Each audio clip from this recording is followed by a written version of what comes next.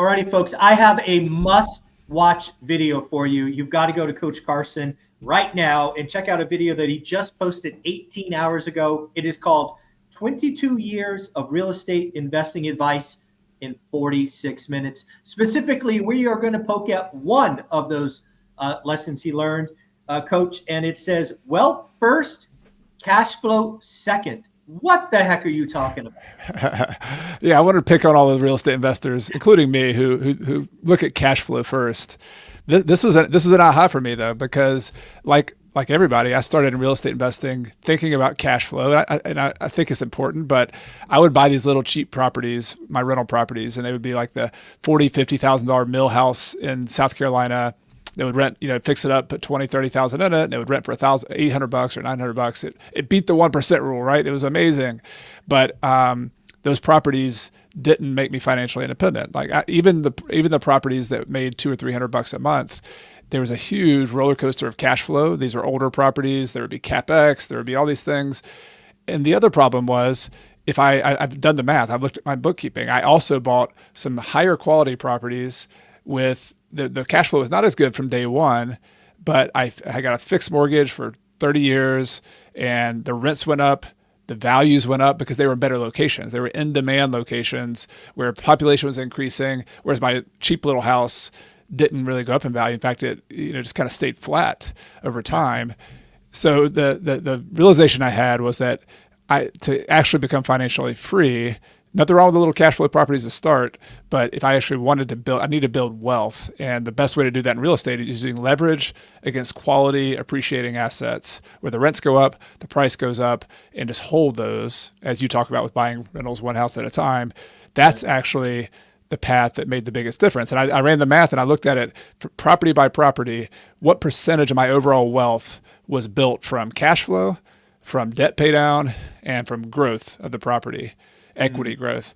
And equity growth is 70 to 80% consistently across most of my properties. And that was a shocker. I didn't think that was the case. And so that's one of the big principles I've taken from that is, if that's the case, I need to focus on how can I grow equity? There's a lot of ways to do it, but it's not just passive appreciation. It's also buying below the value. It's also, adding value by fixing up properties or adding a wing to a property or finishing a basement. So if this equity growth thing was just a huge aha moment. Yeah, I think there's a lot in that. I mean, when we look back at our portfolio, again, probably very similar math. The true wealth came from long-term ownership, appreciation, pay down, all of that. The ability to trade assets via 1031 exchange and go from peak pricing to depressed pricing, again, ways you can create value.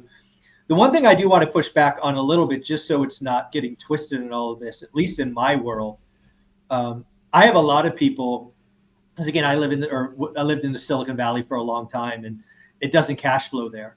So a lot of people would hear your wealth first, cash flow second argument and go, great, Chad is giving me permission to buy an expensive house in Palo Alto and lose $1,000 a month. No. Is that what you're saying? No alligators. No alligators.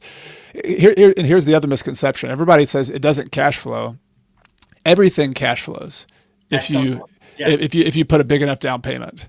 So if you're going to buy in Palo Alto, you either need to be willing to front $1,000 a month in negative cash flow, which is essentially making a bigger down payment. Let's just call it what it is. You're just taking the risk that you might have to do that $1,000 a month for the next 15 years, which is probably not going to happen, but it could, right? It could. So I like it better. I think it's safer to go ahead and make the big down payment you need to make in order to have a break-even cash flow today, because you need to lock in your business today. Don't wait for something to bail you out one of these days. Like, what I would rather do is go to a quality location. Like I'm doing this today. Like we're making 50% down payments on some properties, and saying, hey, this is what we have to, this is a quality property. It's one we want to own for the next 10, 20 years.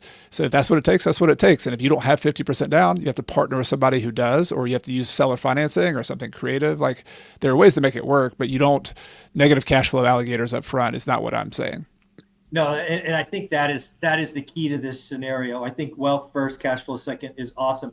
We just got to get people to realize, if you're going to be buying in these B plus, A minus areas, you're going to have to be able to have a bigger down payment, right? They're not going to cash flow with 20% in most cases. You might have to go to 30, 35%. And again, to your point, if you don't have it, either save it, partner, seller finance, silent seconds. You just got to get more creative. But I think there's a lot of value in this. And I've said this, I don't know if I ever said it to you. If I had to do it all over again, I would just get 20 single family homes in B to B plus areas and call it a day, as opposed to buying, a bunch of C class and then trading up and doing all this gymnastics. Me too. I think the biggest lesson I had is I wasted a lot of time. Not that we didn't do well. You and I both did well. So we were in the game. I'd rather somebody take action and just get in the game. But I spun my wheels a lot, and I also took more risk than I needed to. Like some of those negative cash flow swings during the Great Recession, like hurt bad. Like I was digging into my reserves that I had, and if I didn't have all those reserves, it could have been a different story. So we had properties that were less attractive because they're in worse locations, properties that needed a bunch of extra work. And let me just tell you what that kind of stuff is: like old trees falling on the house all the time, septic tanks that go bad, foundations that have issues, electrical wiring that's not up to code. So when you do other remodeling, you have to update that to code. I mean, it's just an endless number of old house problems that come with these cheap properties. And I love old neighborhoods. Like I love old houses. I kind of love punishment, I guess, when it comes to real estate. So I like remodeling those, and I like owning older neighborhoods. There's just character. There's something about them. But I think you just got to go into it open-eyed, knowing that an old house with old systems, is not the same as owning a new house with new systems. Like they're just not. You're not comparing apples with apples when it comes to your operating expenses and your income. It's a different story. Yeah. Again, setting up with quality assets, making sure they cash flow day one. Bigger down payment if required. But I do have a question. How do you know wealth? Like when is wealth enough for someone? I mean, is there a number, a formula? Because you say wealth first, cash flow second. So how do we calculate wealth? Yeah, this is something I've been working on when I'm coaching people and inside my community, Rental Property Mastery. And one of those is just trying to get a simple number. This isn't like financial planning where you're trying to be exact with it. But if you're 10 years out or 5 years out, you can get a rough idea by using something called the 6% rule in real estate. And you can adjust, I'll show you how you can adjust this a little bit. But the 6% rule for me just means I'm confident that if I go out and invest $100,000 or $1 million in real estate, that if I redeploy my assets and kind of optimize it a little bit, I could get about a 6% cash return on that wealth.